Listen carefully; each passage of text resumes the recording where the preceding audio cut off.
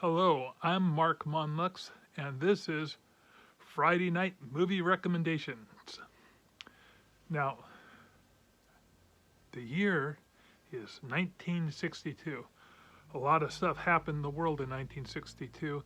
Oh, you had at the Oscars, West Side Story got Best Picture.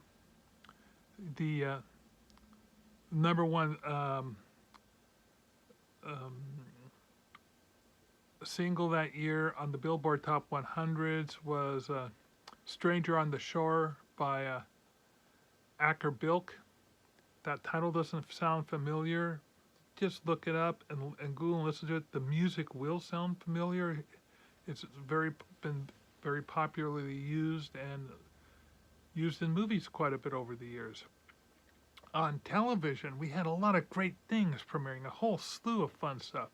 The Beverly Hillbillies, the Andy Griffith Show, the Jetsons was on prime time of all things. And the most popular toy that you'd probably find in your stocking was an Etch-a-Sketch. So, oh, and the big thing that happened in 1962, well, aside from Marilyn Monroe dying, was the Cuban Missile Crisis. Yes, this near nuclear war was avoided, but it almost happened. And speaking of nuclear destruction and its aftermath, that's what this movie's about. We're talking, this week's feature is the creation of the humanoids. Now, this is a fairly obscure movie by all accounts. Not that it was obscure then, but it wasn't a big top blockbuster. I mean, the guy who directed it, Wes Berry, wasn't really. I mean, he produced a lot of stuff. I mean, we're talking a lot of B movies and westerns you probably never heard of. And then he transitioned into television where he became an assistant director and did that for decades. He worked on such shows as the My Mother, the Car, the Mod Squad, and a whole bunch of it. Basically, he was a working assistant director. He knew how to get stuff done, which he really had to do with this film because it had such a low budget, and that was part of the charm of this film. Um, in order to avoid costs, a lot of the sets were done very simply. We're talking floor to ceiling drapes. I swear none of the buildings inside this movie has any ceilings. There's lots of columns. And even though that the film was filmed in color, but oddly enough, the movie poster wasn't. The movie poster was printed using spot colors, something that would only be done if you were doing black and white films to make the posters more interesting. Perhaps one of the reasons that I did this was because the color palette of this film was fairly plain. I mean, they were trying to show a bleak world, so there wasn't a whole lot of vegetation, just mainly a lot of rocks. To keep costs down, in the movie, there's this mindset of, well, off track. In the movie, there is a nuclear war, and the nuclear war decimated this advanced civilization to the point where a mere fraction, like maybe just under 2% of the population is still alive. And of that population, you know, they've rebuilt, but you know, slowly with reserves. I mean, they're making a go of it, but the problem is because of the radiation, the birth rate is incredibly low, like 1.4. I mean, it's really so their workforce are robots. And there's they've made them look very human. I mean, they've got blue skin. They're bald. They don't really have any hair.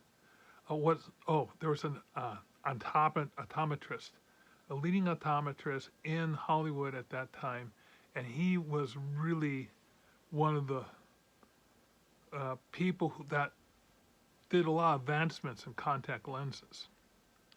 And he had developed a plastic contact lens that could be worn for brief. Before then, contact lenses were glass, which were really painful to wear. So he made some plastic contact. They were still painful to wear, but the actors wore them, and they were silver, and so they looked like the actors looked like they had ball bearings for eyes, and it creates this really creepy effect. But if you're wondering why the robots aren't blinking, part of the reason is because of the contacts. And so there are two factions in this world. There's a faction that believe that only the flesh and blood people should be around, that all the humanoids should be destroyed, that the humanoids were going to destroy them and kill them, even though it was built in that they couldn't do that. Then you had the other faction where, hey, this is the only viable workforce we have, and for a lot of people,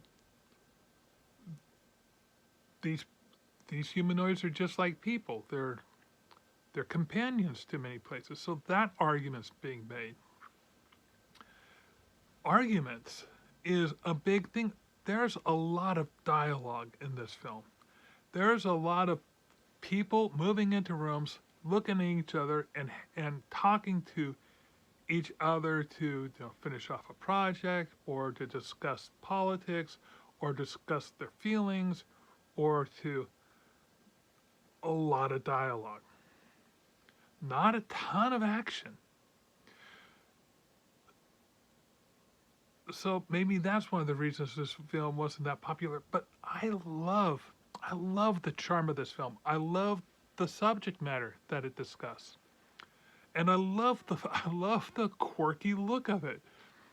It just tickles me over. Now it could be because I practically grew up with this film. This film started, once this film got done in the movie theaters and started making its way through the drive-ins, it then, by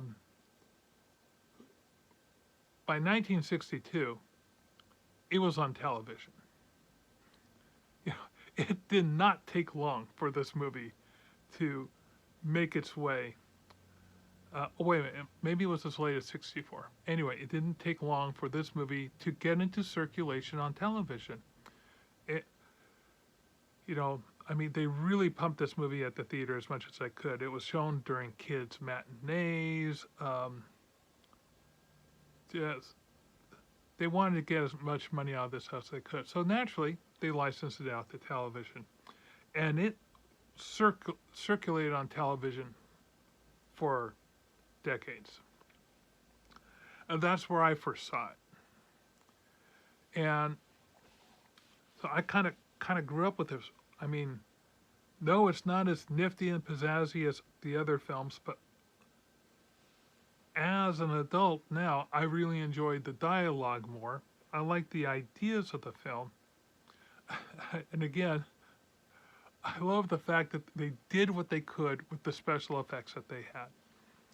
So it's quirky, it's odd, it's obscure, and I think it's definitely worth you digging up to watch Creation of the Humanoids.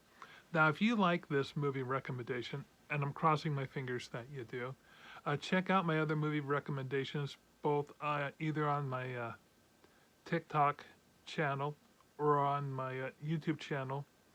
Please subscribe and share. I'm really trying hard to get my followers numbers up there, because I'd love to start making money at this, but I need thousands of people now. I'm not even there yet, So, early days.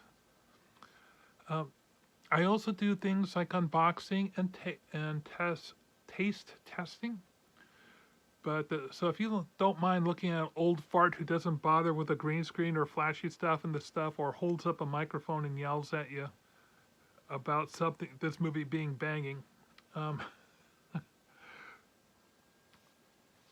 yeah, please follow. And I look, um, if you are watching this on YouTube, click in the doobly doo below. You'll find a trailer um, for this film. And I would really appreciate you making any type of recommendations for what I should be recommending next week, because we're going to be going into the future, another decade, to 1972. Oh, so much good stuff in 1972. And I'll talk to you then.